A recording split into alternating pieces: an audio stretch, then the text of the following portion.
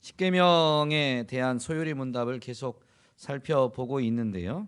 1계명부터 4계명까지는 하나님에 대한 의무에 관한 명령이고요. 5계명부터 10계명까지가 사람에 대한 의무 조항들입니다.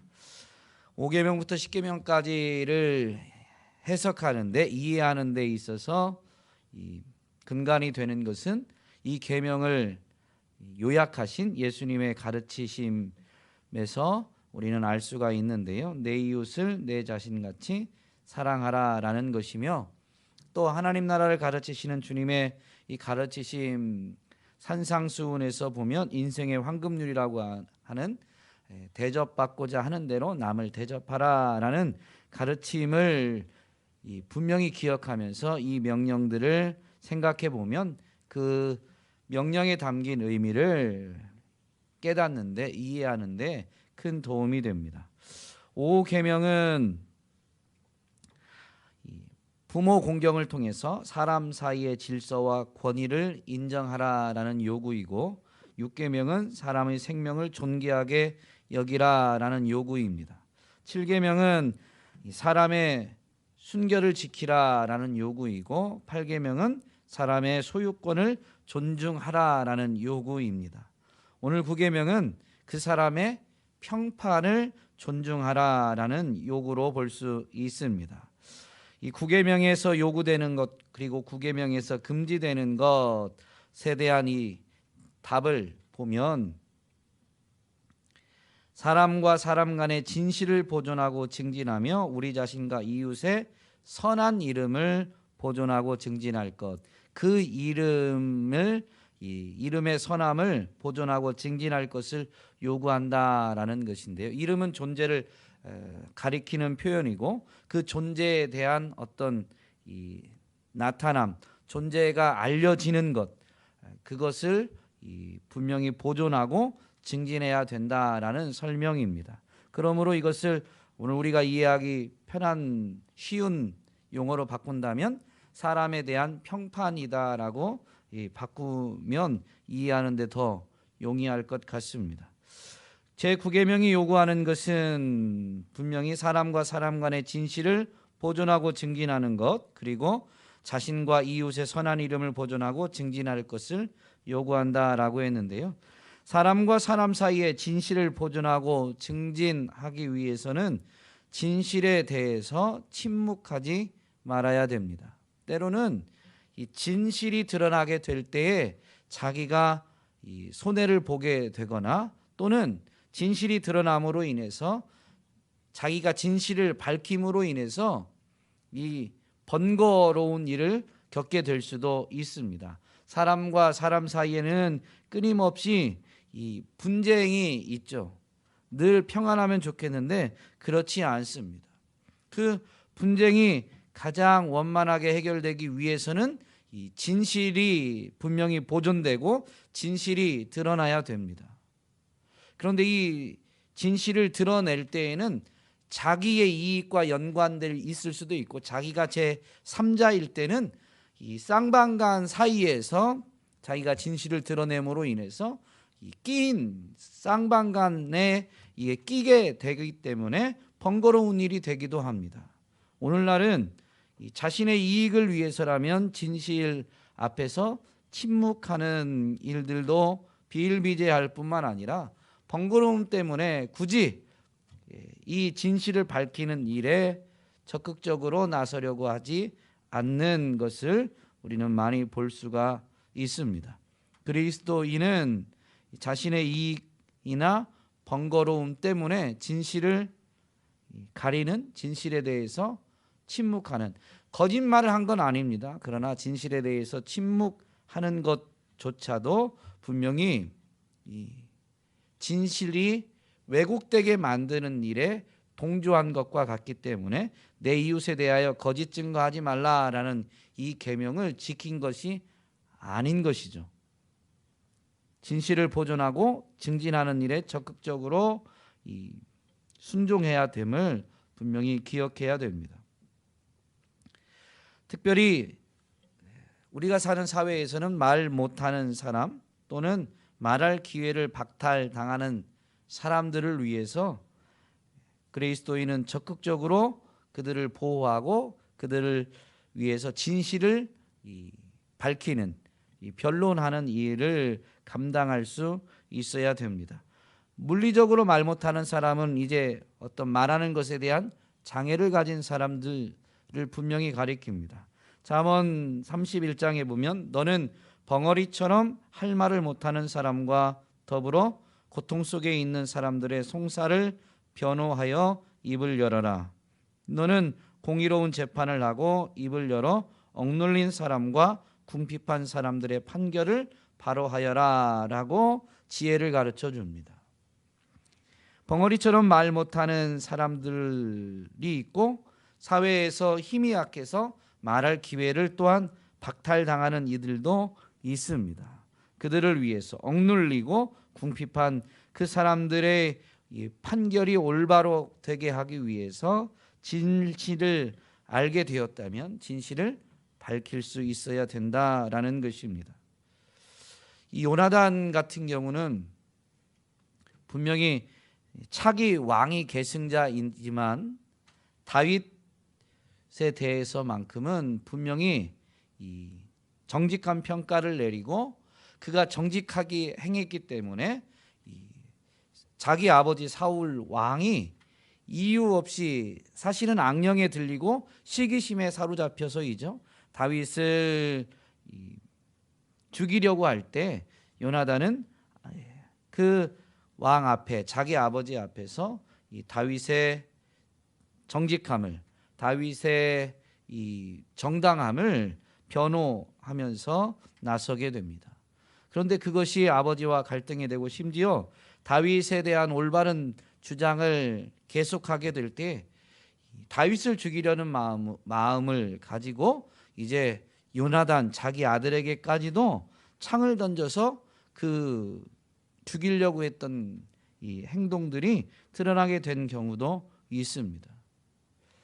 아버지지만 왕입니다. 그리고 그 왕이 분명히 밝히는데 다윗은 차기 왕위 계승에 있어서 최대의 걸림돌인 것이죠. 요나단 입장에서 보면 정적이 되는 것입니다. 그런데도 불구하고 요나단은 다윗이 정직하게 행했고 그가 부당한 일을 하지 않았기 때문에 그를 위해서 변론하고 심지어 자기가 왕이 되지 못하고 다윗이 왕이 될지라도 그 일을 이 진실을 밝히는 일을 주저하지 않았습니다. 다윗은 사실 하나님과의 관점에서 보면 이 사울을 피해서 도망 다닐 때 사울을 죽일 수 있는 결정적인 기회를 붙잡게 됩니다. 사람들이 볼 때는 이건 하나님이 주신 절호의 기회다라고 여겨지는 그런 기회들이었습니다.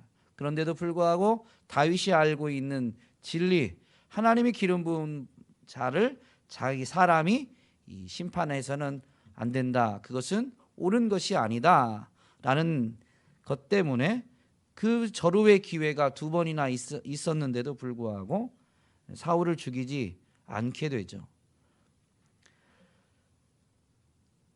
뭐라고 해야 될까요? 하나님이 만들어준 기회라고 주변에서 막 이야기해도요, 정말로 자기가 붙들고 있는, 자기가 알고 있는 그 진실을 지켜낸 것입니다.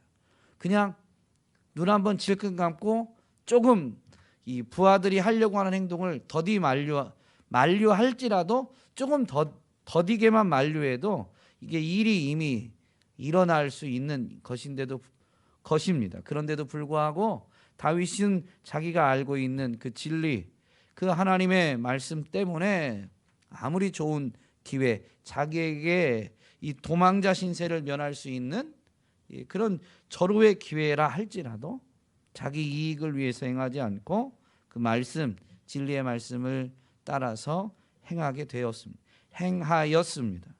이것이 바로 오늘 제9계명의 요구에 대한 적극적인 순종의 모습인 것이죠.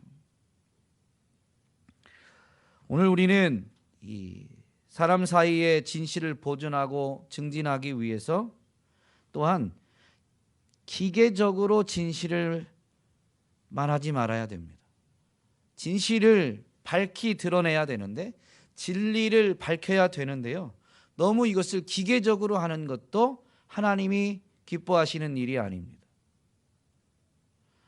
요즘 용어로 표현을 해보면요, 팩폭입니다. 팩폭. 기계적으로 진실을 밝히는 것은 많은 경우에 팩폭이 될 수도 있는 것이죠. 팩트로 폭력을 가하는 거예요. 굳이 그게 사실이라 할지라도요, 진실이라고 할지라도요, 때로는 그냥 참아주고 기다려줄 필요가 있을 때가 있습니다. 아니, 어쩌면 진실을 밝히 드러내는 것보다 기다려주는 것이 더 필요한 경우가 많을 수 있습니다. 그 진실은 내가 말하지 않아도 깨닫고 알 수도 있어요. 그게 왜곡되거나 감추어지는 게 문제지, 그걸 드러내지 않아도 이미 깨닫고 있고 스스로 마음 아파하고 있다면 그것을 굳이 드러내서, 기계적으로 진실은 드러내야 된다라는 이유로 그것을 드러내서 상대방에게 폭력을 가하는 것은 내 이웃을 내 몸처럼 사랑하라라는 이 계명의 근간이 되는 것을 지키는 건 아니죠. 오늘 우리에게는 계명을 지킬 때 사람 사이의 진실을 보존하고 증진해야 될 때에 이런 지혜가 좀 필요합니다. 베드로 사도는 분명히 교회에게 편지하면서 무엇보다도 뜨겁게 서로 사랑할지니 사랑은 허다한 죄를 덮느니라 라고 분명히 밝혀줍니다. 모든 죄를 다 무조건 덮으라는 건 아닙니다. 그러나 그 죄를 지은 사람이 죄를 깨닫고 돌이키고 있다면 그 사람이 죄를 졌다는 걸 내가 알았다 할지라도 그것을 굳이 들춰낼 필요가 없어요. 그 사람이 깨닫고 돌이키고 있으니까. 도리어 그를 사랑함으로 인해서 그가 그걸 아파하고 돌이키고자 할 때 그 죄에서 빨리 벗어나고 완전히 돌아서서 정말로 하나님 보시기에 아름다운 모습으로 자라갈 수 있도록 묵묵히 기도해주고, 그 아파하는 것을, 그래서 돌이키고자 하는 그를 도와주면서 격려하는 것이 정말로 그를 위한 것이죠. 이웃을 내 몸처럼 사랑하는 것입니다.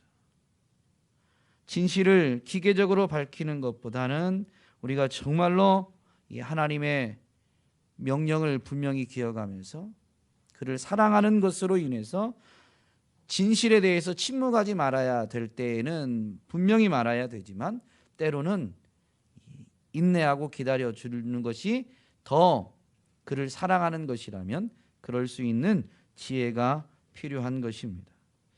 또한 이 구계명의 요구를 보면 자신과 이웃의 선한 이름을 보존하고 증진해야 된다. 즉 자신의 평판이나 이웃의 평판을 보존하고 증진해야 됩니다.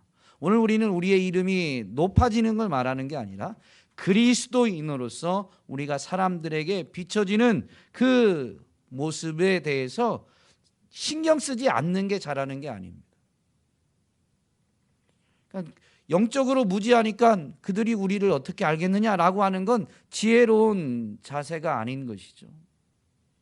자신의 이 선한 아름다운 평판을 위해서도 분명히 스스로 자기 자신을 가꾸어야 되고, 심지어 다른 사람의 평판도 보존하고 그 평판이 증진되도록 도와주는 것이 사실은 이웃에 대하여 거짓 증거하지 말라라는 명령의 적극적인 순종인 것입니다. 훌륭한 인격과 삶으로 인정받고자 애를 써야 됩니다.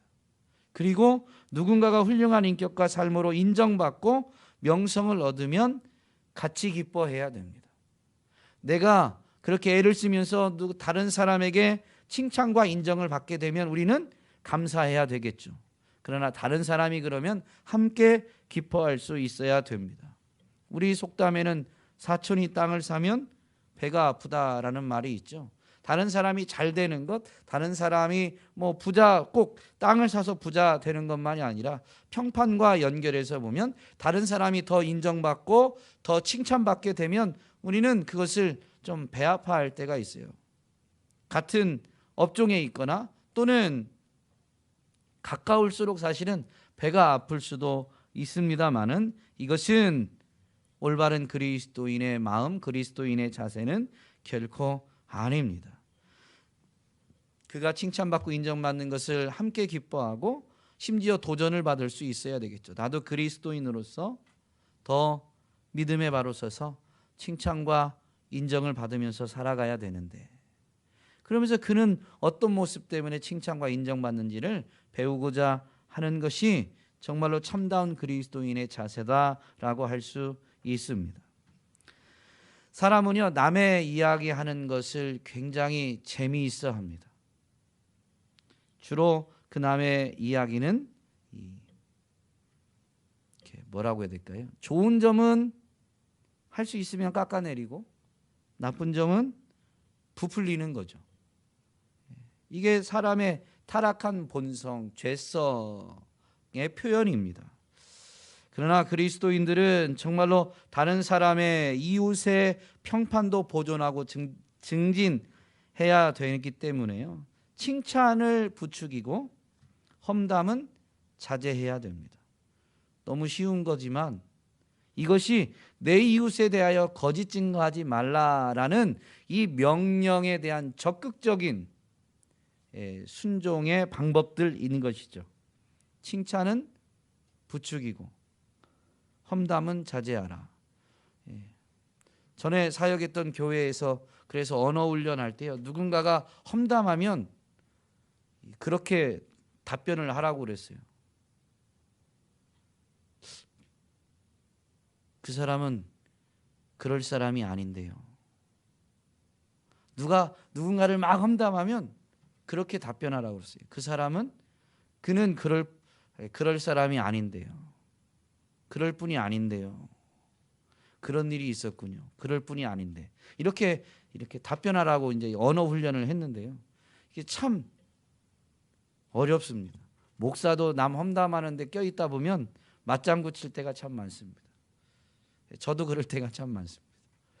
험담하려고 험담하는 게 아니라 뭐 속상하면 험담할 때도 있고요. 그런데 그런 자리에 가면 나도 모르게 그냥 동의하다 보면 말할 기회에 나도 똑같이 험담하는 이야기를 하게 될 때가 있습니다. 그러므로 이 구계명을 지키기 위한 지혜로운 방법은요, 험담하는 사람들을 가까이 하지 않는 것 또한 지혜입니다. 고자질, 아첨, 험담하는 자들을 멀리해야 됩니다. 이 아첨은 나쁘다는 걸 사람들은 다 압니다. 모든 사람들이, 아마 성인들은 다 알 거예요. 아첨하는 말은 좋은 게 아니야. 그런데 그것을 자기에게 하면 싫어하는 사람이 하나도 없다라는 게 바로 정설이죠. 그런데 이 아첨에 귀를 빼앗기면 올바른 판단을 왜곡할 수가 있습니다. 아첨하는 말을 듣고도 올바른 판단을 내릴 수 있다라고 자신한다면 그건 착각하는 거죠. 사람은 어쨌든 영향을 받게 되어 있습니다. 시편 기자는 정말로 이 부분에 대해서도 노래하고 언급하고 있는데요. 자기의 이웃을 은근히 헐뜯는 자를 내가 멸할 것이요 눈이 높고 마음이 교만한 자를 내가 용납하지 아니하리로다. 하나님의 말씀을 이렇게 선언하고 있습니다. 자기의 이웃을 은근히 헐뜯는 자를 내가 멸할 것이요. 하나님이 얼마나 싫어하시는가라는 것을 분명히 알 수 있죠. 하나님이 이렇게 싫어하시는 것이기 때문에 우리는 이 험담하는, 다른 사람을 헐뜯는 그런 자리가 있다면 그는 그럴 뿐이 아닌데요 하고 가능하면 거기를 벗어나는 그런 사람들과는 가까이 하지 않는 것이 정말로 지혜로운 것이죠. 참된 것을 살피고 실천함으로 인해서 자신의 평판 그리고 다른 사람의 평판도 증진할 수 있어야 되겠습니다. 사도 바울은 빌립보 교회에 이렇게 권면합니다. 끝으로 형제들아 무엇에든지 참되며 무엇에든지 경건하며 무엇에든지 옳으며 무엇에든지 정결하며 무엇에든지 사랑받을 만하며 무엇에든지 칭찬받을 만하며 무슨 덕이 있든지 무슨 기림이 있든지 이것들을 생각하라. 그리고 행할 것을 분명히 권면합니다.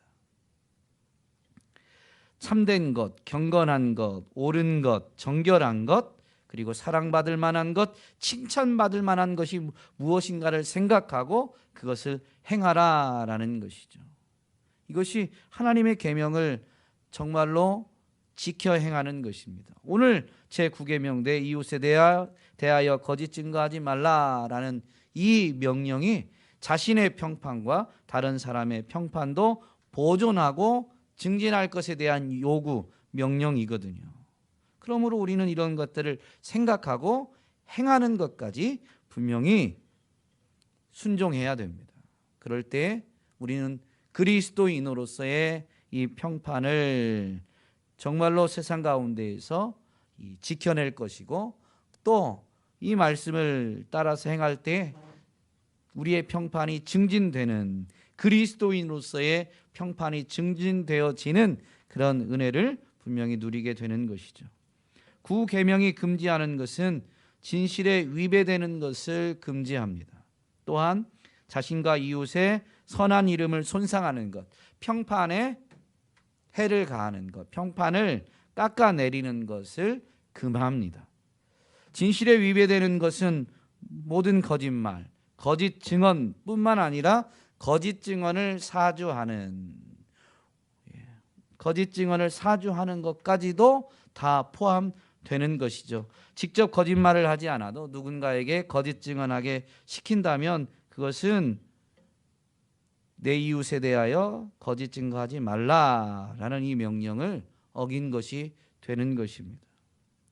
이세벨은 아합이 이 나봇의 포도원을 탐냈을 때요. 나봇이 그건 조상들로부터 내려온 기업이기 때문에 팔 수 없다라고 거절했습니다.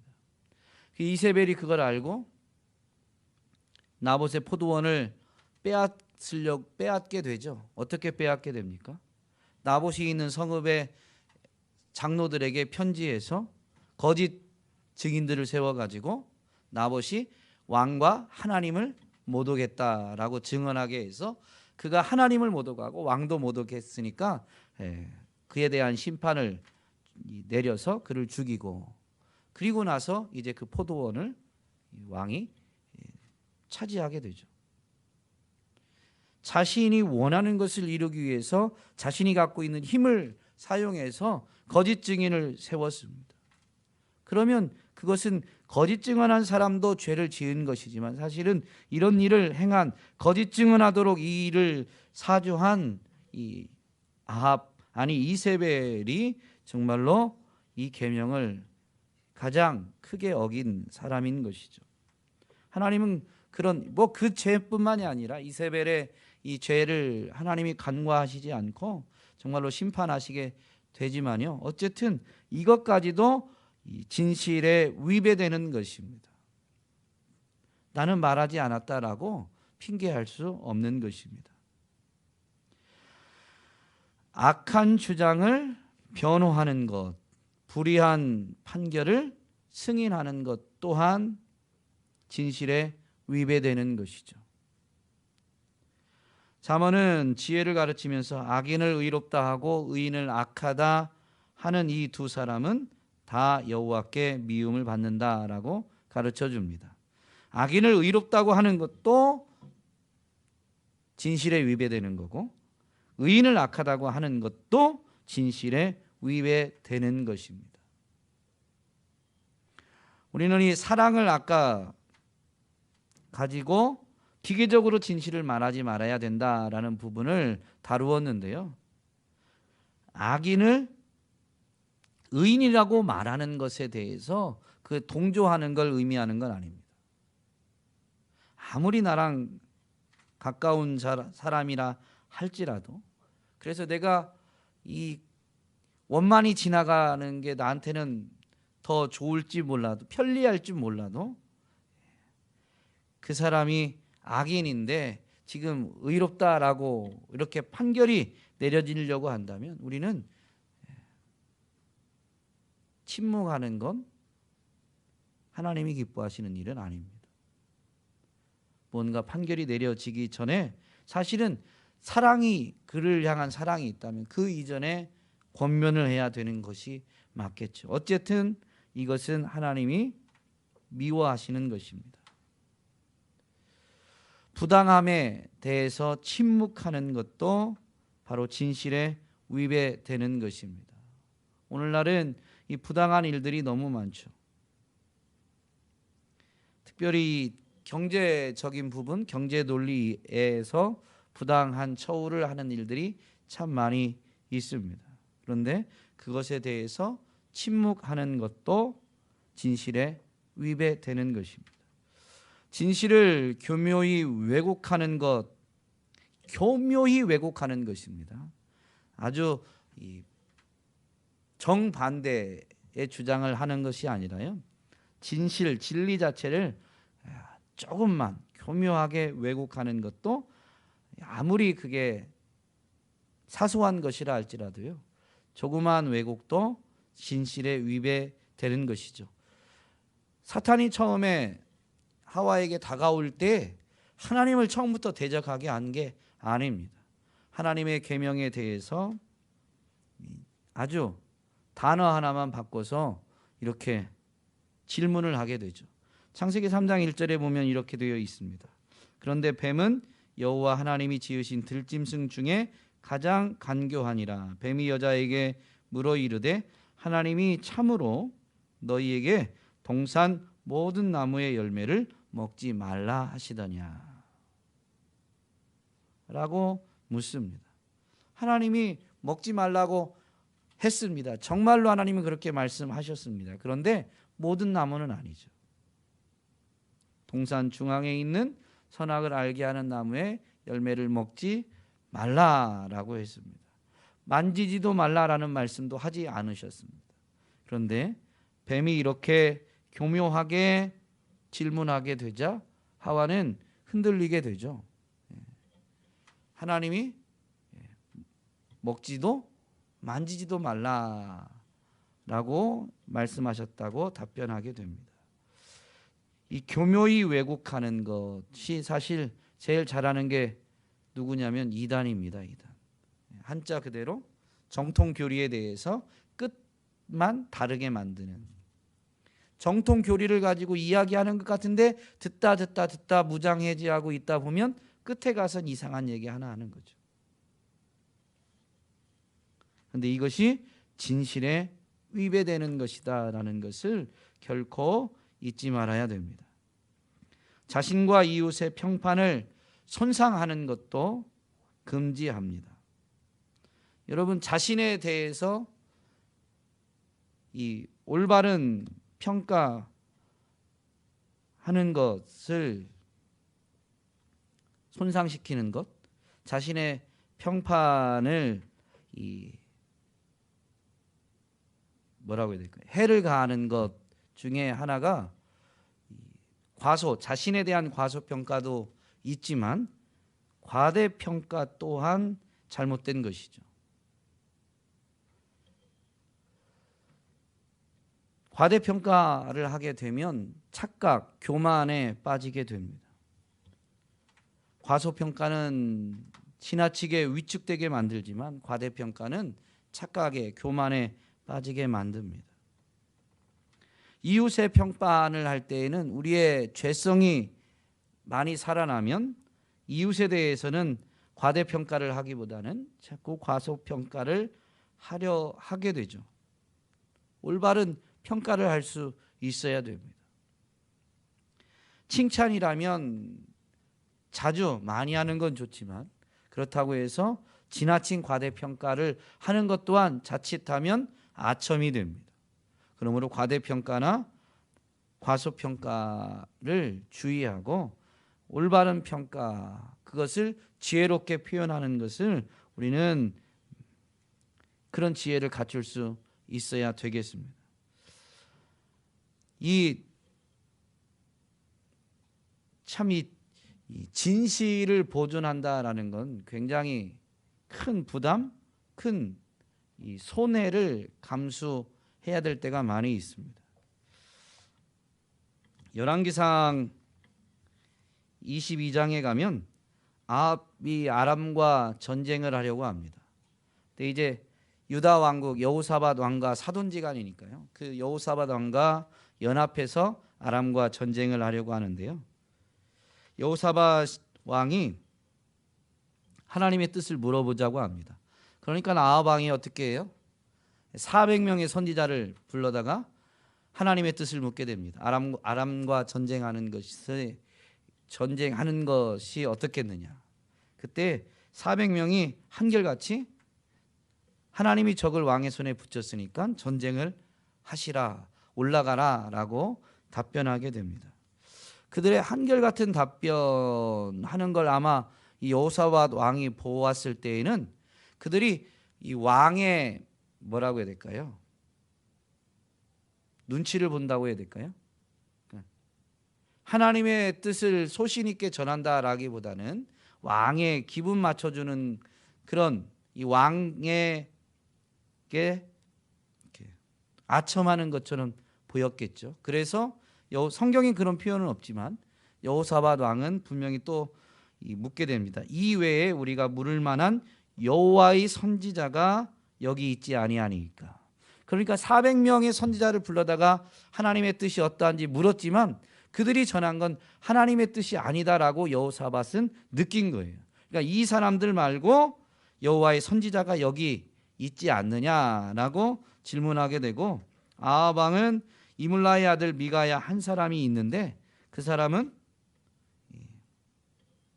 자신에 대해서는 좋게 얘기한 적이 없다 이거죠.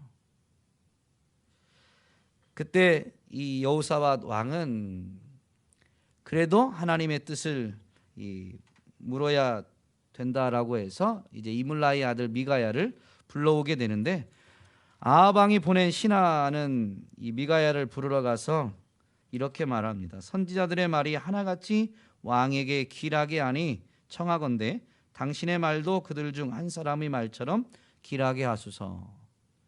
그러니까 이제 아합의 신하겠죠. 그가 와서 미가야를 왕이 찾아서 이제 오라고 하는데, 다른 선지자들은 다 왕에게 길하게 말했으니까 당신도 길하게 말해 주세요라고 요청을 합니다. 그때 미가야가 분명히 답변하게 되는데, 여호와께서 살아계심을 두고 맹세하노니 여호와께서 내게 말씀하시는 것 곧 그것을 내가 말하리라.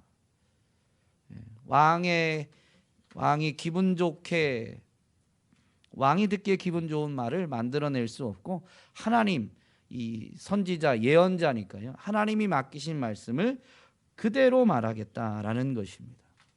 곧 그것을 말하겠다, 그대로 말하겠다. 그런데 참 재미있는 건 이 미가야가 아합 왕에게 가가지고요 400명의 선지자처럼 말을 합니다. 그냥 첫 번째는, 그러니까 아합 왕이 내가 몇 번이나 내게 맹세하게 하여야 내가 여호와의 이름으로 진실한 것으로만 내게 말하겠느냐 라고 하면서 진실한 걸 말해 줄 것을 요청하게 되죠. 그때 이 미가야는 전쟁에서 패하게 될 것을 예언하게 됩니다. 그러면서 그 예언을 하고 그냥 끝난 게 아니라요, 자기가 분명히 깨닫게 되었는데, 보았는데 하나님께서 보좌에 앉으셔서 이 아합 왕을 심판하려고 할 때 한 천사가 나타나서 이 거짓 영을 그들에게 보내겠다라고 이야기하고, 그가 말한 대로 거짓말하는 영을 이 선지자들의 입에 두어서 그 400명의 선지자들이 사실은 거짓을 예언한 것이다라는 것을 바로 거기서 증거하게 됩니다. 그러면서 이제 마지막으로 이제 여호와께서 거짓말하는 영을 왕의 이 모든 선지자의 입에 넣으셨고 또 여호와께서 왕에 대하여 화를 말씀하셨나이다 라고 마지막으로 밝히고 이제 그가 하나님의 뜻을 전하는 것을 종결하게 되는데요. 400명의 선지자는 하나님이 거짓말하는 영을 보내서 거짓말한 것이다 라는 것을 분명히 말하게 됩니다. 그래서 이 하나님의 말씀을 전하고 난 다음에 이제 시드기야가 와가지고 미가야의 뺨을 치면서 모독을 하게 되죠. 분명히 이 숫자적으로 400명의 선지자 앞에서 또 그 왕의 눈치를 보고 있는 왕을 지지하는 신하들 앞에서 이런 하나님의 말씀을 전한다라는 것, 진실을 증거한다라는 것은 결코 쉬운 일이 아니고 불을 보듯 뻔합니다. 분명히 뭐라고 해야 될까요? 그 다수의 힘으로 분명히 이렇게 억압하는 일이, 모욕을 받는 일이 너무 뻔한데도 불구하고 진실을 사수한 사람이 바로 이 하나님의 사람 미가야였습니다. 불의가 판을 치는 세상 가운데에서 우리가 이웃에 대하여 거짓 증거하지 않는, 즉 진실을 사수하고 정말로 진실을 보존하고 선한 이 평판을 증진하는 것은 쉬운 일은 아니죠. 이익이 되는 일이 아닐 때도 많이 있습니다. 근데 그리스도인은 이익을 위해서 살아가는 사람들이 아니라 하나님의 영광을 위해서 살아가는 사람들이니까 하나님의 말씀과 하나님의 뜻이 이루어지는 것이 최우선 되어야만 하는 것입니다. 오늘 저와 여러분이 정말로 사람과 사람 간의 진실을 보존하고 증진하며 우리 자신과 이웃의 이 평판을 보존하고 증진하는 일에 온전히 순종할 수 있게 되기를 주님의 이름으로 권면드립니다.